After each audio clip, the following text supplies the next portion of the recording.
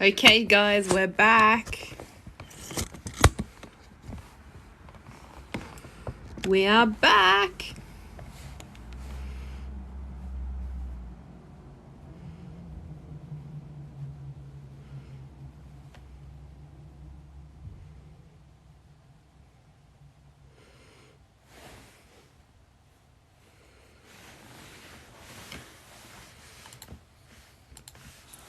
We are back.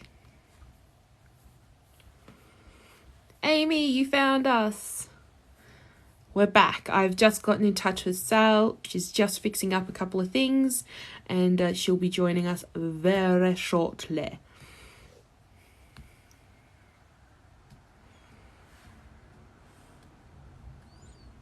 I feel like I should have put some lipstick on or something for how pale I look.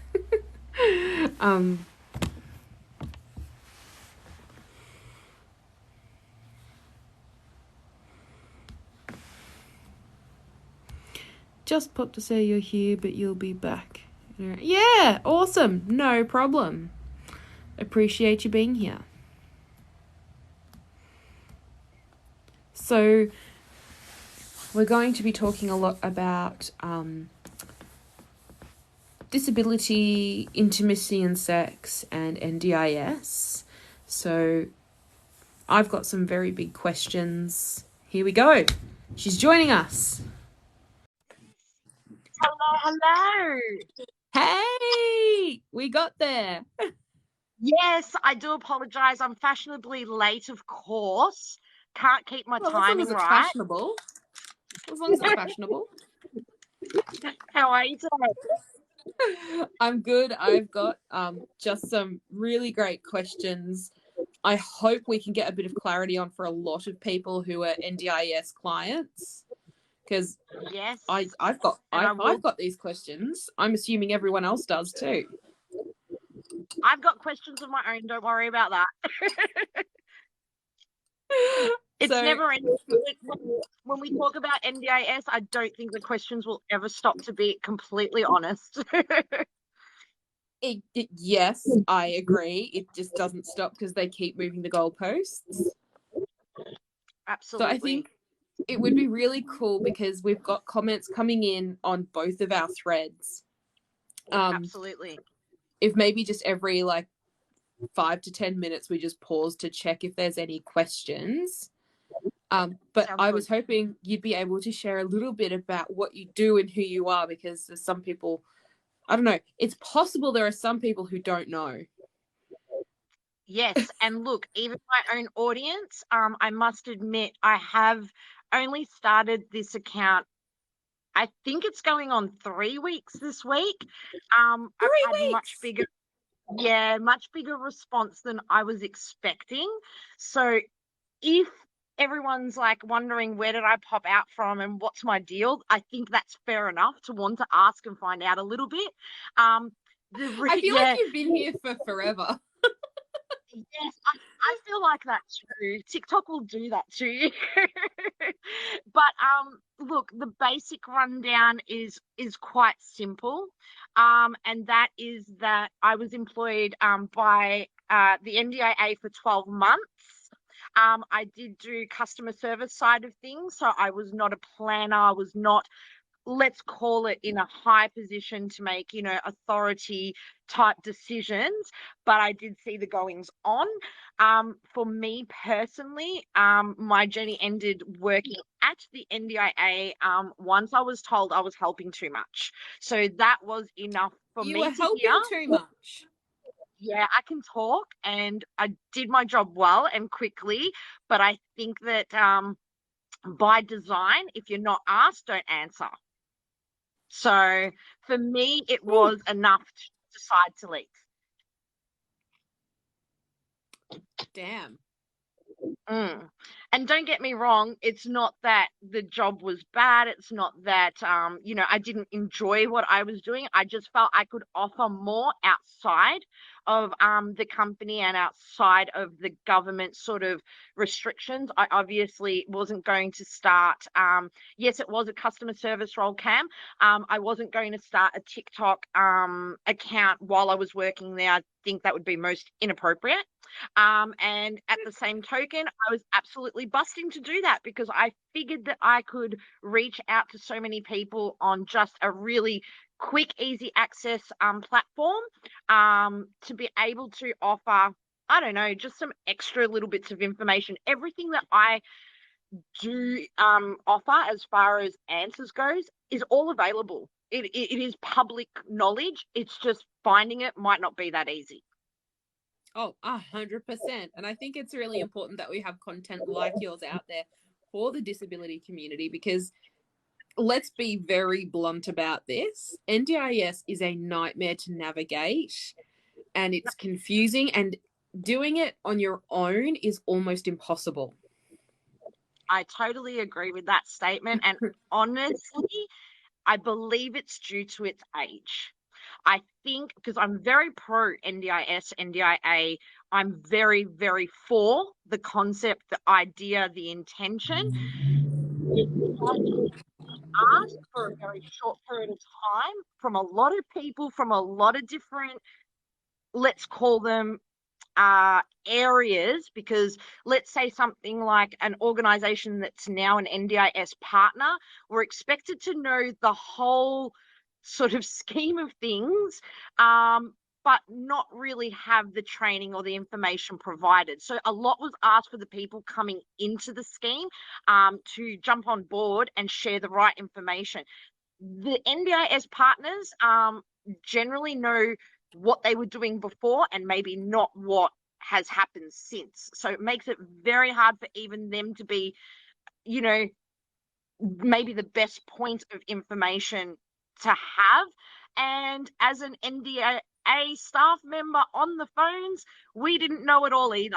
And honestly, you can't. You really cannot know it all. There's so many parts to it that make it all work. Oh, 100%. And I think it'd be unreasonable to expect every staffer to be across everything. But it's that whole, hey, look, I don't know, but I'll get back to you and I'll find this out for you. But we, for a long time, we haven't had that from the NDIA. I agree. NDIS is one of the best things that Australia's done for the disability community. It's pretty much the only thing they've done for them, but yeah, it has the potential to be an incredible initiative, is the word I'm looking for. Yes, absolutely. And I do believe over time it will grow and there will be massive improvements. I think a lot of advantage takers, let's call them, will be weeded out, and there will be more understanding about how the system's supposed to be used across the board. Even the industries that support the NDIS to offer services and supports have just not caught up. I was speaking to someone earlier today and she was shocked that her GP does not know what NDIS was, whereas I was not shocked at all. So if your GP doesn't know, what chance have you got? This is actually quite a big point that I did want to talk to you about, which is what I've discovered with myself and my family is that our healthcare practitioners have heard of what NDIS is, but they don't know what it is. They don't know how to access anything. And I think it shouldn't be on the client to have to access the PDF files, I've forgotten what it's called, but your application. It should be up to your healthcare practitioner, like your GP, to get that for you and make sure that it's an accessible format for you. Absolutely. And go through it with you. Yep. And unfortunately, like so many other government services, it comes down to the dollars. And I don't think the dollars are there to have the practitioners on board just yet. So they don't have any incentive to actually be supporting people through this process, even though GPs are probably the most appropriate people to support someone through the application process. So at the moment, it is put onto the local area coordinators, they're called, and they have been I think mainly organizations that have had specific disability sort of, I don't know how to put it. So certain supports that have been there for many, many years already, it's just been dumped on them, and they've had so much experience and do understand their communities. So I give them all the credit that's deserved. But again, it makes it a little tough when someone flipped a switch and said, pretty much in 12 months, get used to this. You're not doing what you were doing before. That doesn't exist anymore. Get on board, learn this, and get it going. Only problem is the influx of people. So even for me, I do talk about LACs and maybe the tough job that they have, as much as the recipients not feeling like, that's a fair comment. They are inundated with people every day with millions of questions that they've had to take on. And I don't think the amount of people employed through these organizations is actually enough for what is being needed. Oh, 100%. They rolled out NDIS where I live only a few years ago, and I think it was 2017, and we could not get in to see anyone for anything for 18 months. Yeah, it's a because they were problem. So flooded. And then what we've actually found is our community health organization is the one who does most NDIS support. So they're the ones, unless you have private practitioners, they're the ones doing your reports and providing services to you. So it might be things like your OT or your physio, or even an NDIS advocate helping you do your application is through them, because LAC can't do it and they won't do it. They're simply too maxed out. Absolutely. And for me, one of the problems that is a real issue, and there's going to be some people that hate on what I'm about to say, support coordinators should help you apply and not get paid for it. They're going to have a real responsibility in setting up a plan from the beginning with someone, and then that person will come on board with them for future service and future payment. The support coordinators, again, especially I think the corporatized type setups, we can't help until you're signed up, and I think that's bullshit. I don't see why you can't have. Yeah, 100% agree on that. A bit of a heart, and I'm not saying, myself included, I'm an independent support coordinator. Guys, I can't spend 8 hours a day on the phone only doing that. But what I can do is divvy up my time and offer 1 or 2 people a week the assistance they require. And it shouldn't be that hard to set it up in 4 hours total to get them to the point where they can get their application in and feel confident that they've got the right information. But too many support coordinators are counting their dollars and not looking at the care of the participant. And that is one of the biggest points an auditor, if you're going for a registration as a provider, is center of care. Where is your focus for center of care? It is the person that you're helping. So why are we counting this extra $50 that we're going to make when you can't pick up the phone, get them a document, send them a document? What is the problem? So I get really frustrated over that, but that's from my point of view. I won't start because I won't stop. No, I've heard really similar frustrations with a lot of friends and family who have been through this as well. And everyone goes, we need support coordinators, because the flip side to that is, if you are successful, which we know that they purposely knock you back the first time, it just seems like a waste of paper and electricity to me. But when you eventually do get successful with it, if you don't have support coordination, it can be really difficult to know what to do with your funding. Yeah. And in the principle of how the NDIS actually has its intentions set up is that early intervention on any level reduces the need for money expenditure later down the track. Why does that not count for support coordination? Get good support coordinators that are well knowledge, setting up people so that they are confident in the future, not to have to use more funding and be able to do even 50% of what a support coordinator could do in the future. Does it not fit in quite neatly with what the intention of the NDIS is anyway? So to me, it's all over the place. It's all over the place. It is very all over the place. Thank you, public health. Yes. And it's a shambles. I don't have any other word for it, because I mean, you shouldn't have to go through an occupational therapist for everything.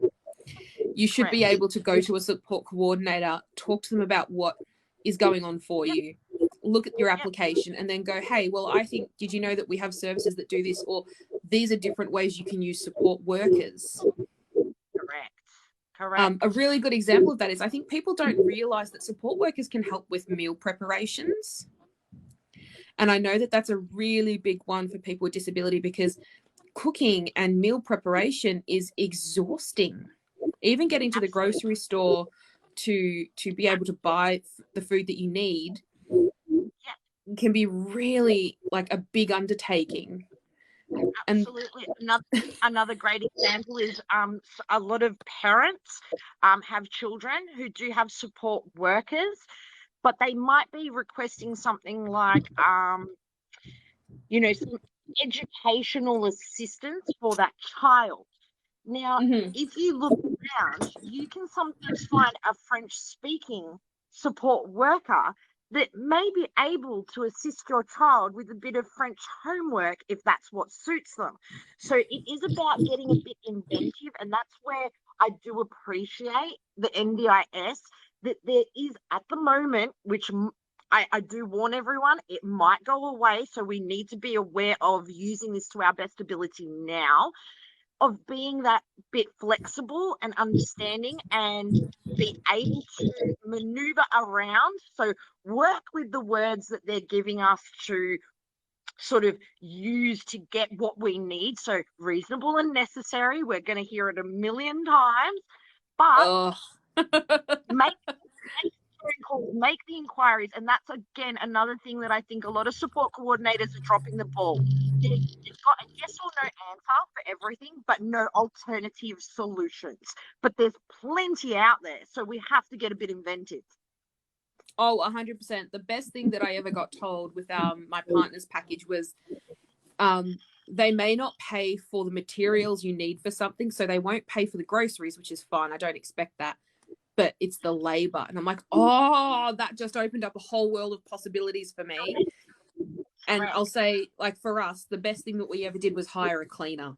And I think that's a really big one for a lot of people with disabilities, because, my God, depending what's going on for you, I mean, even a fully able person is going to have trouble doing some of the tasks that need to be done around a home.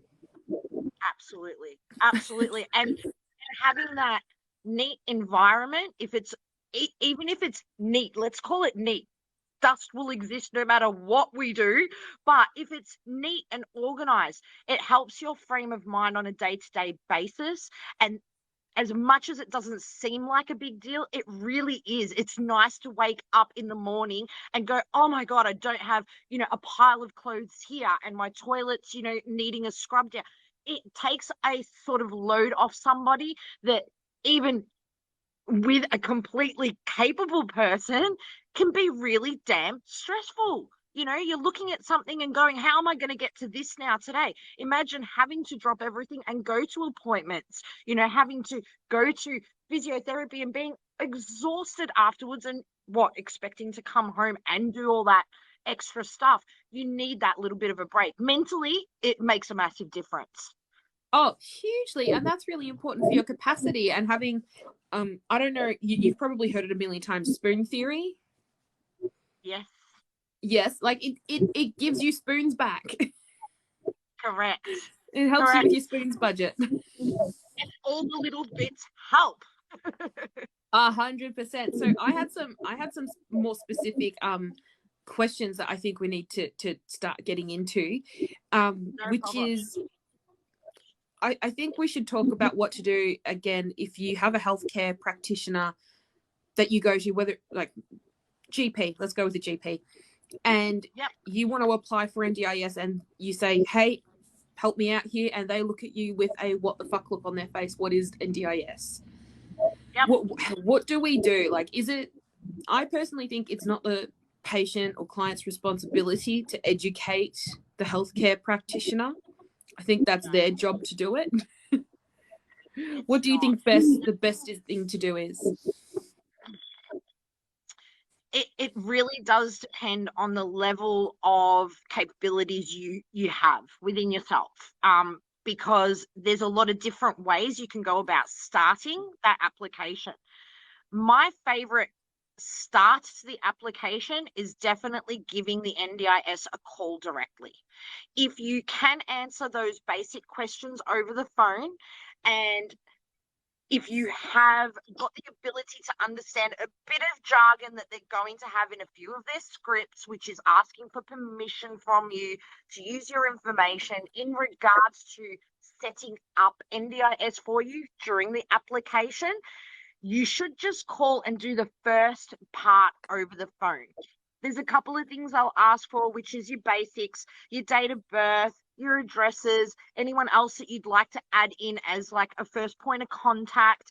They will also ask for your Centrelink reference number if you have one. Now, everyone freaks out about that element, but there is a reason for it, and that is just so that the NDIS doesn't need to be asking you for 100 points of ID.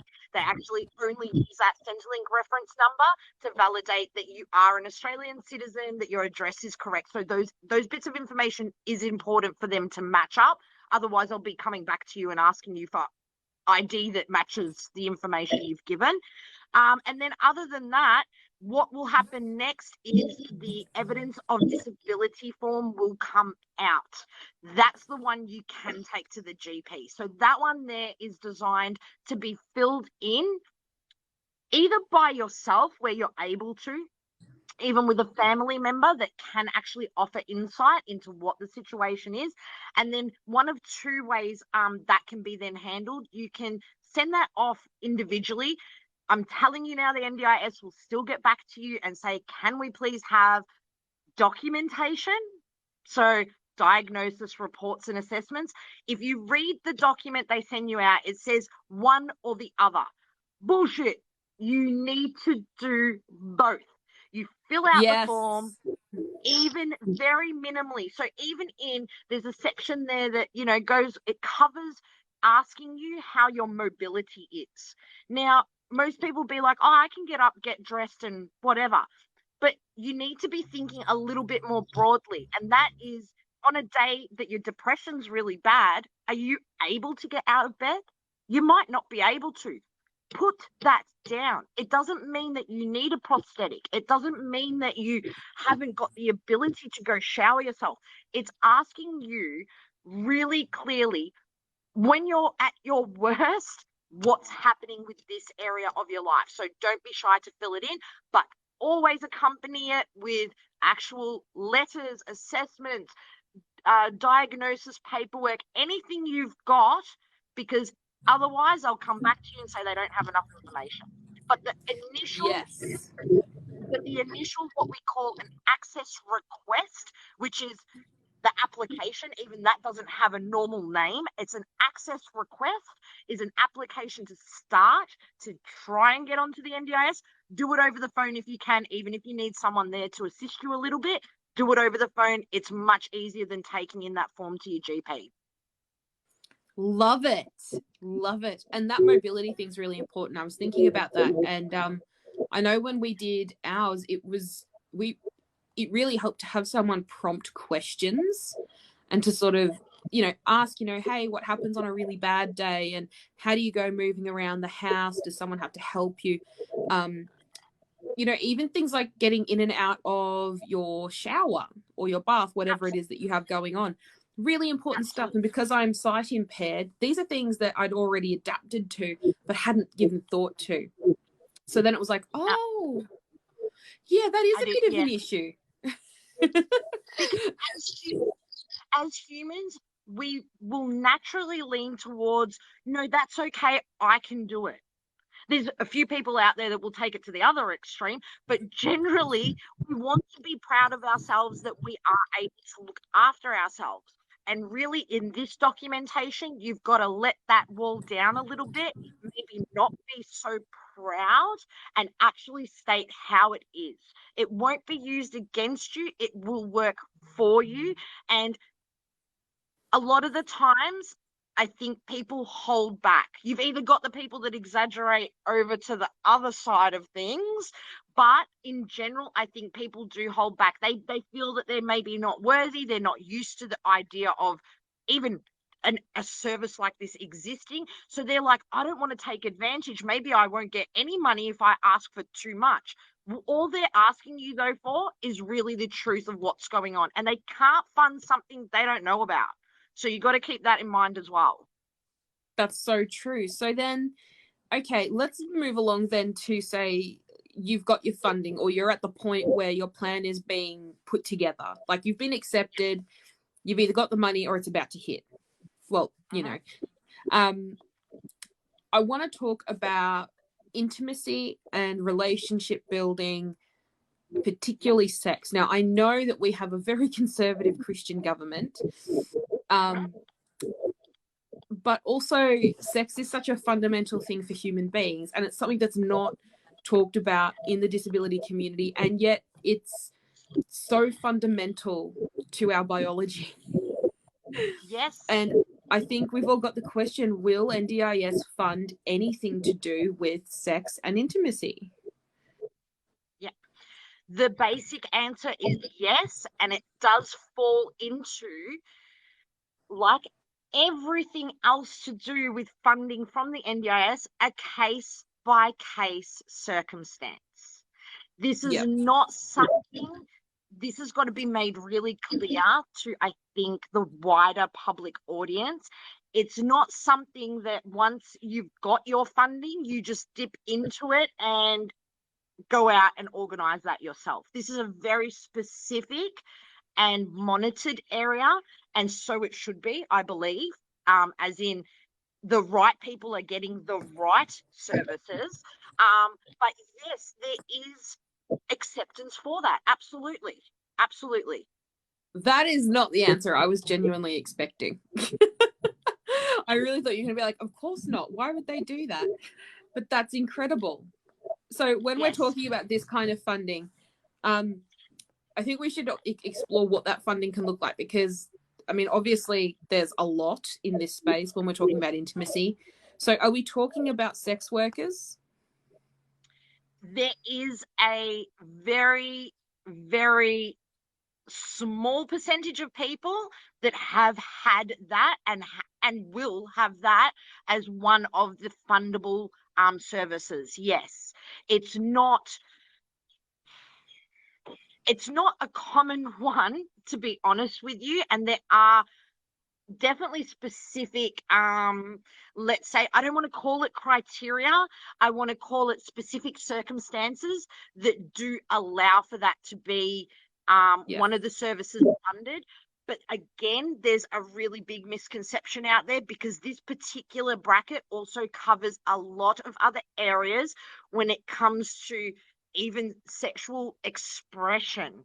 Okay. Sexual appropriacy, sexual, like being comfortable, behaviors, knowledge, even down to hygiene. So, contraception. There's a lot of areas there that also fall under the same bracket, which may make it look like sex workers are all that are purchased through that portion of type of funding. So we're talking about education. So hiring someone that can come and communicate with a client about sexual health and, I guess have those conversations. And I'm guessing this is going to be quite specific for people with disabilities, because sex is going to look radically different for the disability community than it is for the cis-het community or fully abled community. Absolutely. And personally, even with the factor that there may be funding for potentially a sex worker to, and I'm just going to say it, perform with someone with a disability. I personally, I will say it, and I will say it again and again. I personally, under the right circumstances, have no problems with a safe, educated environment, because I don't see why it's inappropriate. And I think that's the label people are putting on there, that it's inappropriate somehow.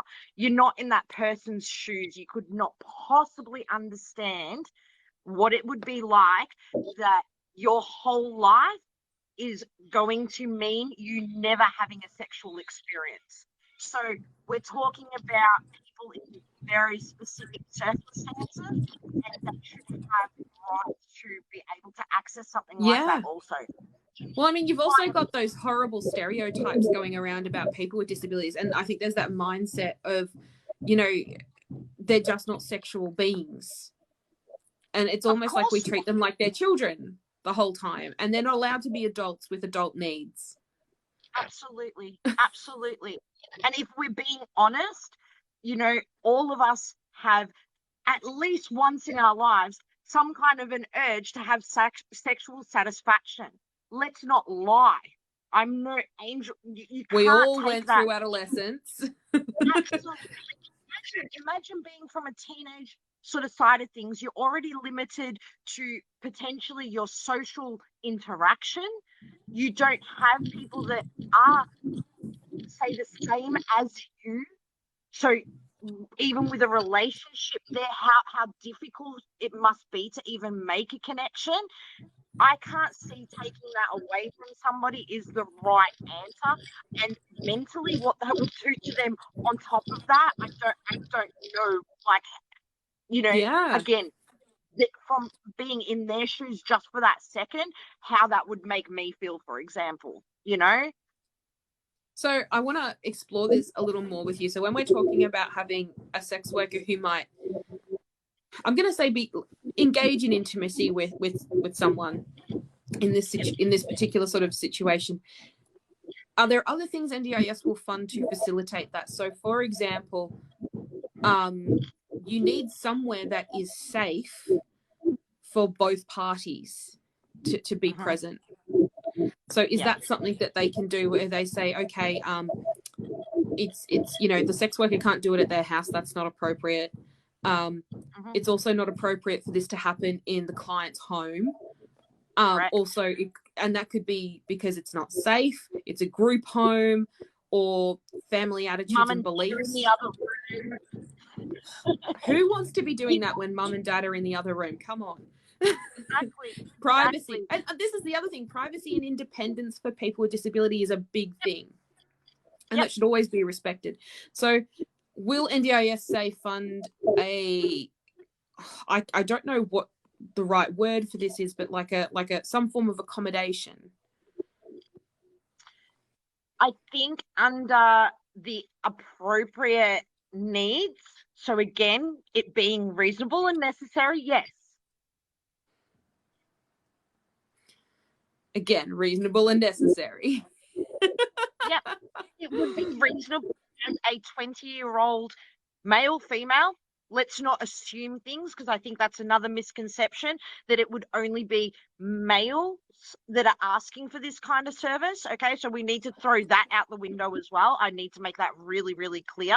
There's a lot of young ladies as well that would be in exactly the same situation. Okay, it would be reasonable to say, I would love to have the opportunity to do this for myself, but mum's going to be sitting in the lounge room and I don't want to have that, you know, something that I have to deal with when I'm already dealing with this. So it would be reasonable. The necessity would be the safety. So it should be in the right environment. Yes.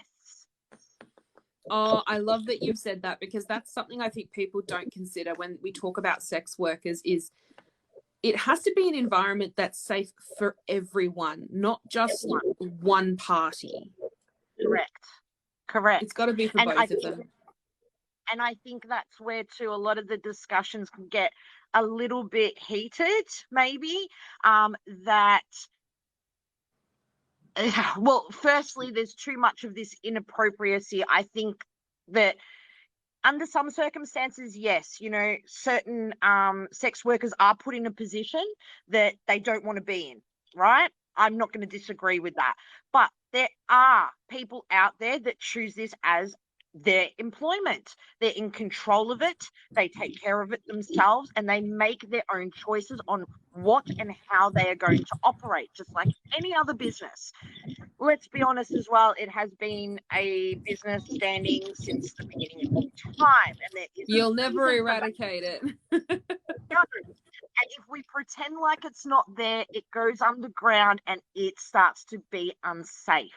So the honest truth is that I believe it would take a very tender-hearted, very kind, very understanding, open-hearted person to offer this kind of a service. And we are talking the intimacy side with people with disabilities. I actually don't think that people understand what kind of person that would take. And I don't mean, a bad or dirty or, whatever other words people might think of. It's actually a very special person that would do that for somebody else. 100%. And also understanding how different sex is going to look for people with different varying degrees of disabilities. I mean, like I've said this so many times in different videos, but you can have 10 people lined up in a row with the same disability, but each of them are going to have different experiences and different severities with it as well.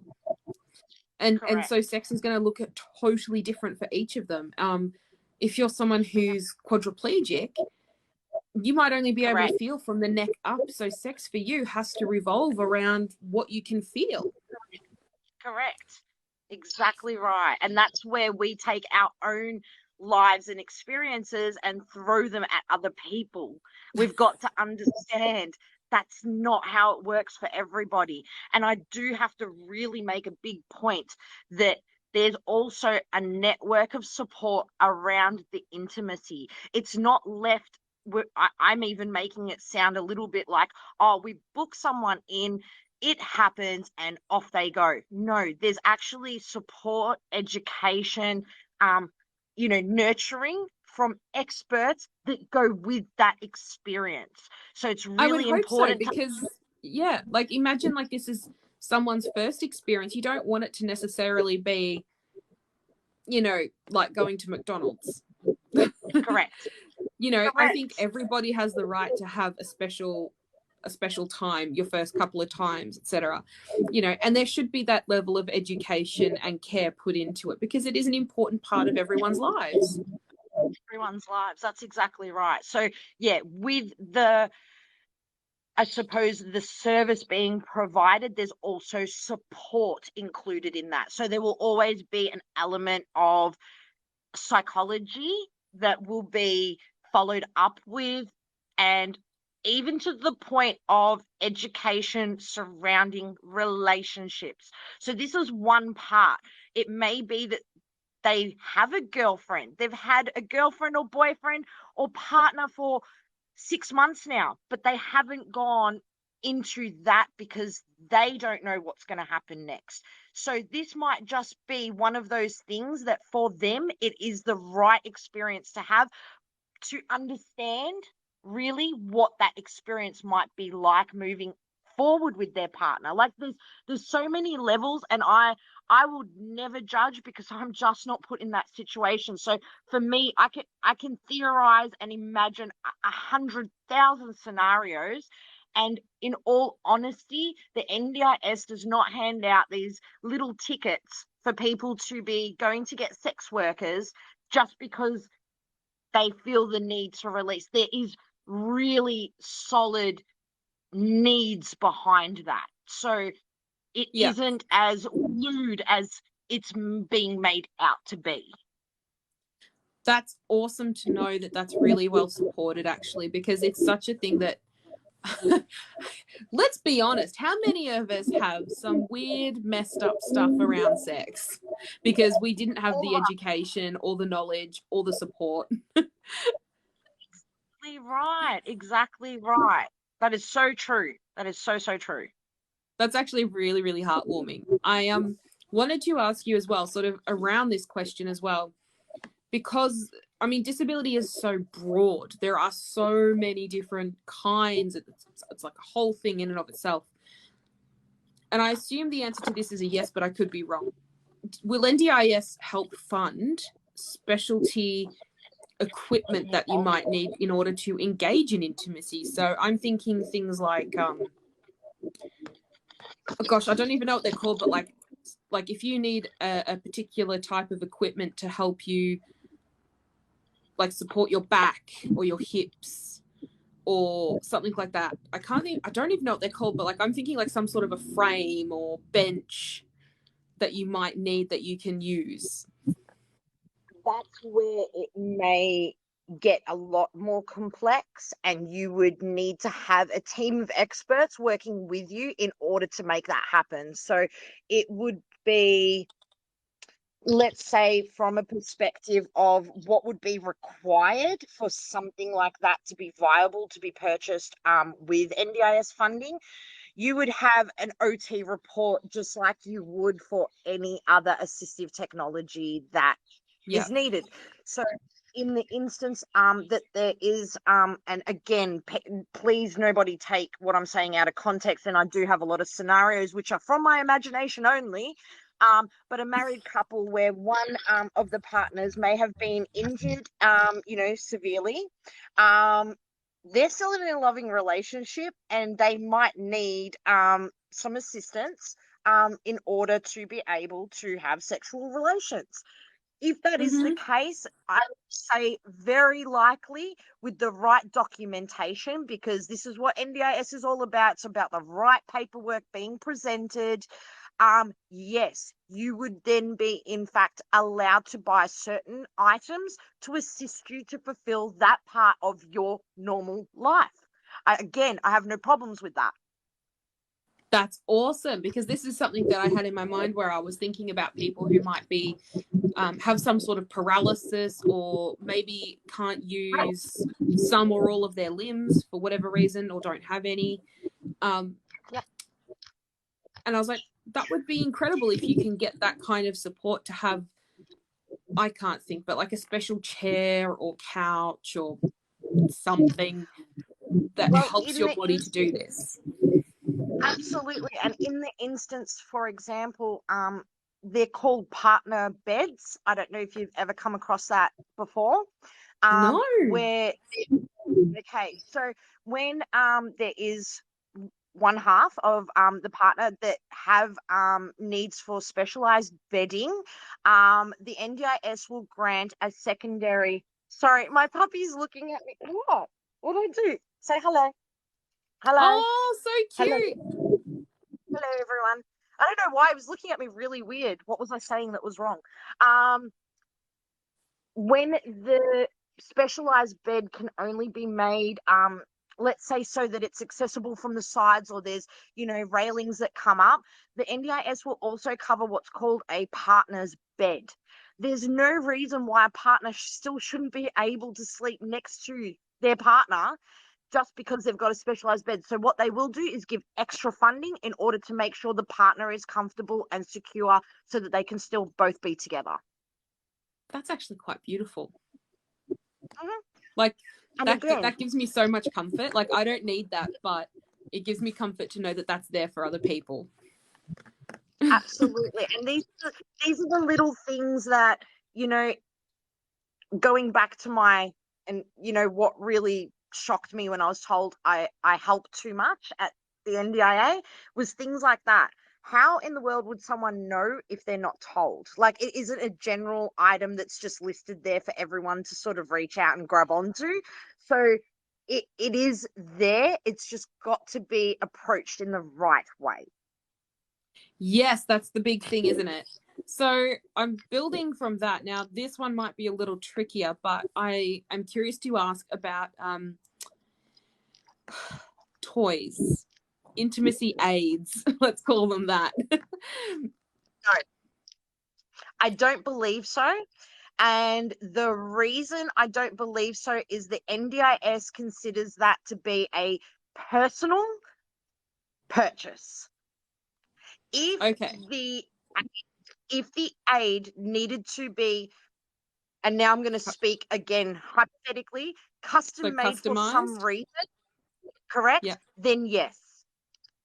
Okay, so if it needs to be able to accommodate, like if it's not something that you can just pick up off the shelf at Sexyland and you actually need specific stuff for it, okay, and that has to be related to the disability. It can't just be because that's your personal preference.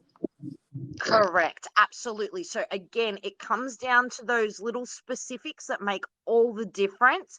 And you're right, under that circumstance, no, you wouldn't be able to walk into Sexyland and buy, we're talking about NDIS funding, a toy, an outfit, a DVD. Yes, you want those things, but it may not fall under reasonable or necessary. And on top of that, it actually will come back to your own responsibility for what you want rather than the direct relation to the disability and your needs. So that's what the difference is. Okay, so it could be that they have funding for maybe the specialist equipment to facilitate intimacy, so those frames and couches and chairs and stuff that we've talked about, but then it's up to them to go out and purchase any extra toys that they want to enjoy themselves. Yes, and without sounding like I'm downgrading the conversation, it's very similar to the acceptance that you can purchase an iPad to the maximum amount of $750 under their ruling. If you don't already have one to use, if the education department hasn't provided one for you, but you can't get a cover for it, you can't get an extra charger for it, you cannot get one upgraded with a pen because you got it on half price sale. It's got to be the basic unit only. So this is where the NDIS will sort of make it a little bit difficult sometimes to decipher whether or not you're actually playing by their rules, because it can differ from one bit of equipment to another. 100%. But that makes sense though. Like I'd be fine with if we needed to, like, getting the specialist bit of equipment and then everything else is on us. Like that makes sense. That's normal people behavior. I think that's normal adult behavior. Correct. And that's what it comes down to, I suppose, is being able to judge whether it falls in on one side of the line or the other, and sometimes that can be a little blurry. So I think being honest and talking about it, that's one thing that anyone that does encounter me will find out really quickly. I don't generally say no, but if I do, I will actually give you A to Z why. It's not just, no, you can't have that, it doesn't fit, or I'll explain why. And again, I usually come back with an alternative. Well, this is amazing. I love this so much because it's a big question. I've wanted to ask this I've wanted to ask the questions about sex and the NDIS for so long, because every NDIS group I'm part of, this is not part of the conversation. This is not, and I get it. There's a lot of stigma around sex if you are a fully abled person, let alone if you're disabled. So absolutely, I absolutely love having this conversation because I think it's helpful for a lot of people to hear this and to normalize talking about sex with disabilities. Correct. And I think that it was fantastic that, we bumped into each other, because I think that as much as I feel like I'm very open and sort of honest, I think you are too. So I think we've come to a good match here to be able to actually express it how it is, rather than either sugarcoating it or tippy-toeing around the conversation or being so protective that we're not talking sense, because that's something I believe, obviously, in the protection of everyone, whether you've got a disability or not, first and foremost. But the truth is the truth, and life works in funny ways, and so does the NDIS. So we just have to be honest. Really does. So I've got to ask you this sort of one last thing, because it's a big thing, and I had a TikTok video on this go a bit viral, and I'm still getting questions and comments about it, which is, what are your thoughts regarding independent assessments? Not gonna fly. I don't need an opinion. It will not pass. They can try whatever they like. It is a failed concept. They know it's a failed concept. There is a narrative to look like a lot is being done in order to keep their funding flowing. They need to present ideas and concepts to the government as part of their promises. And that one is a scrunch it up and just throw it in the bin and start again, guys. I do not believe it will get anywhere further than the bullshit trial that they tried. That Not actually going to warms happen. my heart. I've had a few people say that actually it worked really well for them because it meant that they actually got extra funding. And I've looked at that and gone, I wonder if that's more an issue with the fact that your LAC was not very educated or knowledgeable. That's probably the reality, yes. Look, what I believe will eventually happen is, and they are already talking about, its development in the aspect of an algorithm that will be applied to everyone. You'll punch in yes, no, maybe level 1, 5, I feel like this, I don't feel like that, and it'll just automatically spit out this plan that suits you. They haven't even started on it. It doesn't exist. They give the perception that it's ready to rock and roll, and it hasn't even begun. Someone got a tender and they've made a promise to start producing something, but I don't believe they're going to pull it off the way that it needs to be pulled off. Just like these Centrelink robo-debts. Great idea. Didn't work. I'm really a bit worried about the robo NDIS. That actually frightens me a little bit, that you can just computerize disability in that way. Yeah. Given especially how nuanced disability is and how complex it is. Yeah, and let's be honest here. Australia has a different sense about our people. We do love each other and really support each other. As divided as we may be, we really do, help where we can. There's going to be changes in the NDIS, but people can never leave it. So ultimately, I believe the government will have an element of human to human for this. And I mean, even into the far future. I don't think it's viable. And they might try things because they need to try things to satisfy what their targets are and their KPIs and their this and their that. It's just all a paperwork game again. But that self-assessment, even down to all the organizations, all the advocates, all the support workers, everyone that has experienced it in the probably 95% tile are like, no way, we will stand up, we will shout from the rooftops, we're not letting this happen. And I don't think they're going to get away with it. So I see them pushing that aside and never speaking of it again. I hope that's what happens. I hope they don't touch, I hope they never ever touch independent assessments. But I sort of just thought of another question, sorry, that's popped into my head. Sort of related, sort of not, which is around the disability pension. Because, so my bone with the pension is that it is not a sustainable income. And there are people who, for their entire life, that is their income. They cannot work. They do not have the capacity for it.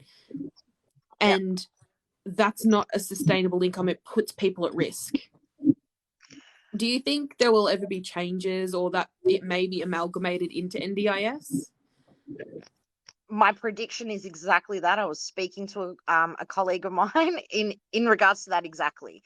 At this point, I do believe that the NDIS will travel through this 5-year contract that's now a year in, and that's with COVID. So, of course, there's plenty of room to put it down to it was COVID's fault, not our fault when things have gone wrong. But I believe that they will travel through the next 5 years. a lot of things will be ironed out, a lot of things will be implemented and changed, and then the next step will actually be to integrate away from Centrelink having a disability pension, and it will be integrated into the NDIS. I really do believe that will be one of the things that does change in the future, yes. And it could just well be that they have enough information on the people on the scheme that they will be able to maybe not make it so that one amount fits all. So at the moment, you are sort of locked into a disability pension that is one fits all. And NDIS might have a little bit different of a scheme for that. It could be more controlled, unfortunately. I would say even down to X amount goes to your rent, X amount goes to food, X amount goes to this, and here's your little bit to play with. So it could be very structured, but I do believe NDIS will eventually take on that role. That's really interesting you say that, because there's obviously going to be some people who really do need that stewardship of funds. Yes. They really do need someone to do that because they're just not capable, or they don't have the support to do it themselves. But then there are other people who are, you know, I use the example of my partner. He's classified as high functioning autistic, which means he can go out and he can walk around the community and you wouldn't even know. Wouldn't know there's a weirdo amongst you. I would know, but that's different. But having, you know, what am I getting at? Let me think for a second. I think it's really interesting because the NDIS already does things based on the individual needs. And so if we can look at that for the people who really won't ever be able to work, and correct, and the pension is their only income, my view on that is they should have the means to live not a lavish life. I don't think the government's there to provide, you know, a luxe lifestyle to anybody, but you should be comfortable, you should be safe, you should be secure. So that should be enough to get you into a reasonable home that is a secure rental, and possibly even on a rent-to-own scheme, because home ownership for people with disabilities is extraordinarily difficult. You shouldn't be shunted into group homes or relying on family. Yes. But we're talking about the government. We don't even have enough homes for the people that need homes now. So I'm not sure how they're going to get around the hurdle. And there may be limited types of accommodation that will be available. I'm not sure if you've heard about the most recent update, which is ILO, so Independent Living Options. So this has been introduced just recently on top of SDA, and I don't know what these are, sorry. Okay, so supported disability accommodation is one of the options for people with disabilities that would like an independent life but have support surrounding them. Supported disability, they already do pay for accommodation under certain criteria that the accommodation needs to provide. So at the moment, there's the SDA. I've gone blank on the other one. It's a So is this like a situation where this isn't like a group home where parents will maybe not like a group respite? This is like an individual can go into an apartment or a unit. That's right. There's amazing things that are being done currently where let's call it like a nursing home concept without the nursing home part. Okay, so kind of like common area facilities, like common lounge rooms and kitchen, but everyone sort of has their own space. Absolutely. And oh my god, it's communal living. Oh, I know what you're talking about now. I've seen similar projects. So I looked into this a while ago because there's a couple of very interesting projects in Melbourne. Correct. And there is more and more and more being developed currently. There is a real, I think, turn in. See, builders are making money from this stuff now. Okay, the reason there's not enough is because no one was getting paid enough to have it developed. Now It that the wasn't NDIS, worthwhile. no, it's all about the dollars, isn't it? Now that people can see the dollar factor, there's more and more and more being discussed. Not a bad thing at all. But in saying that, there's a long way to come. There's still not enough. There's not enough, especially regional and remote. They don't have the options and they might need to move out into town away from their families, which is not ideal. So you do have other things like supported independent living. That one there is a private rental. You know, you've got informal supports, formal supports, and then you've got, say, something in the home that's specific, like all the railing that you need, all the specialized kitchen or bathroom. So you can still live independently. The NDIS will factor into that. But now there's a new one. And this one caught me by complete surprise. I would have never thought it up myself. And I was kind of blown away. And I don't know enough about it because I just found out yesterday. And that is an IOL, no, ILO, so independent living options. It's now being, I suppose, implemented. It looks like it's rocking and rolling. And that is that a person with, you know, needs for some supports on a daily basis, but want to be independent. So let's say an example, 24-year-old, you know, young lady wants to live away from home for the first time in her life, but needs assistance. So with things like making sure the correct medications being taken daily, that she is eating her 3 So meals a like a day, you know. housekeeper. Absolutely. But this goes one step further, which is a part that I found really interesting. And that is that it's actually a housemate. But you can now pay them to do those supports that otherwise someone would be called in for. And they can live in that home with you. Oh my Yeah. God. So Oh my God. Because I mean, is this not a new take on carers payment? Correct. My mind is blown. Yeah, I was blown away too. I have limited information because I do believe it's just come about, and there is a little bit of confusion on whose responsibility it is to set these things up. So that's why I started looking into it as a support coordinator. It was made out as if a support coordinator doesn't have the qualifications or ability somehow to be able to do all this preparation. Like there needs to be plan A, plan B. Like what if the person suddenly decides they're not doing it anymore and they're moving out? You need to have proper things in place, so on and so forth. And it does come down to a support coordinator can in fact actually help set all this up. This is just incredible because, I mean, this brings up a whole other conversation about carers and their needs, because they're, as much as we need to center everything on the client with disabilities, there's also the ripple effect of the loved ones and people who provide support.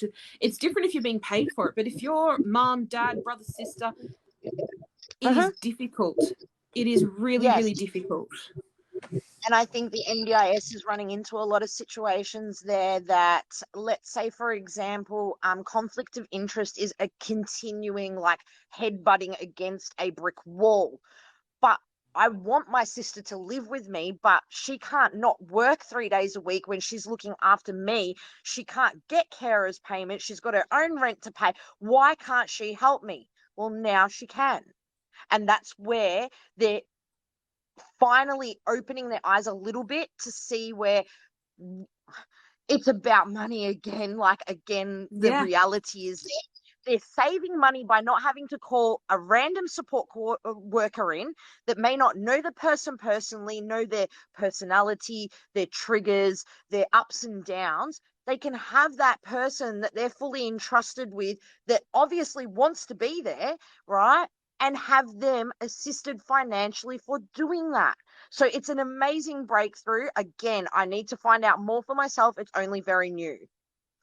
That's incredible. Sorry, that just blows my mind, and I'm going to be right. That's going to be turning over in my brain all night now, because just that's amazing.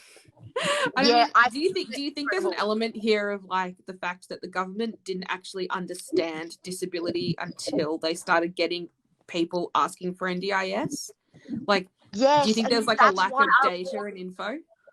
Yes, and that's why I'm asking everyone, even the days that you think of the NDIS and like, you know, throwing rocks at their window, to show your frustrations, just hang in there. The concept is good. The intention is good.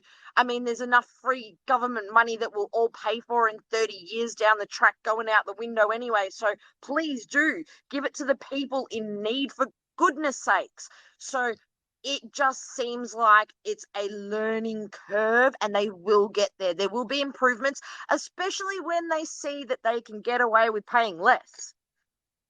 Yes, that's something actually I've really struggled with seeing, because there are all of these very flimsy things that the government announces they're going to fund. And it's like, dude, that $3 million could have gone to my LAC for them to roll out more services.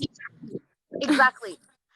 And I used to be one of those people, like, that would always say things like, oh, we should all fend for ourselves and this and that. Then we'd know, how to look after each other.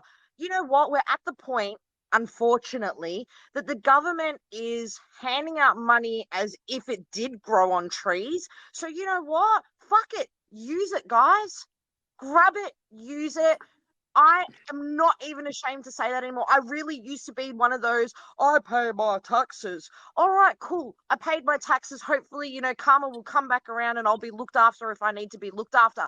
But right now, if the pollies can be paid as much as they are for doing sweet fuck all, get your NDIS money. You're going to use it for what you need it for. There's nothing wrong with that. I think you've just made a couple of fans on my feed. They are so excited about everything you've just said. I love it. Thank you so much. I really appreciate you taking the time to have a chat with me today about it, because talking about disability, like I'm not by no means an expert on disability, but every now and then I have questions and I think about things, and I think having the conversations around different issues when it comes to disability is really important for helping other people take ownership of their situation and understand it, and then be able to kick ass with it. Absolutely. I think you're 100% right. And look, Ashleigh, like, my honor that you've, reached out to me and we've had this chat, and I'd love to do it again if you're interested. So definitely let me know. Again, anyone that doesn't know, I've answered hundreds. Actually, I can't even count now. It could be in the thousands. Please go follow Sally and her work.